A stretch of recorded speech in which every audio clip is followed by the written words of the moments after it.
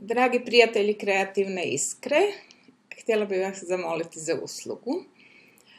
Moja ćerka isprobava stilove pjevanja i na njenom YouTube kanalu Lana Lark, napisat ću ispod videa, ima više Lana Lark kanala, ali stavit ću vam link za njezin.